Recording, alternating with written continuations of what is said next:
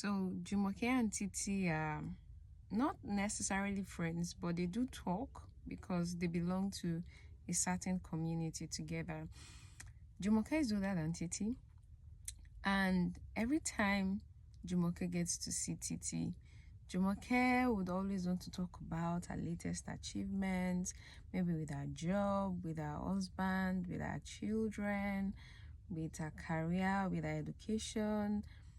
And Titi is always like, okay, what's going on here? Why is it that literally every time we get to strike a conversation, like with Jumoke now, it looks as if Jumoke just wants to talk about something that is going well in her life. But if we're actually to place Titi and Jumoke side by side, we'll know that they're actually two people that are doing well, but for some reasons or based on societal perception, or will I say hierarchy, Titi seem to be doing more better and Titi seem to be faring better in life.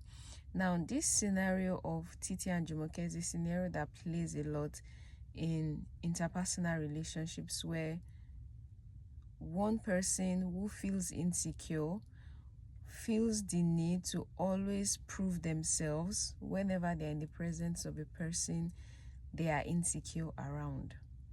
Now, you may be listening to me, and if you self-evaluate, if you check yourself, you might find out that you're guilty. Like, whenever you come or you find yourself in the presence of a person who somewhere in your mind, it might be consciously or unconsciously, you just somehow regard that person as someone that is doing well. Maybe you feel like this person just seems to be checking the box, right? And somewhere in your mind is just like that. And so when you find yourself in front of them, there's this inferiority complex, which now triggers you to want to prove a point that you're doing well as well. Like, things are going well with you too. Like, you're balling, you're bouncing.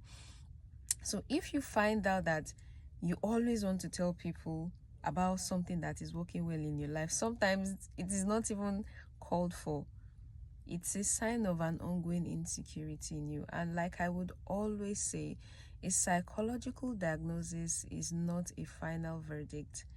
It is just to bring you to knowledge so that you can begin to do whatever you need to do to heal. So it is not for condemnation, it is for realization, so that the process and the journey toward healing can start. Okay. People just joined us. Yeah, so that's that for today. So go think on this. But if you want to talk more with an expert or talk further with me, I'm available. Check me out on elmav.co or other experts. Bye.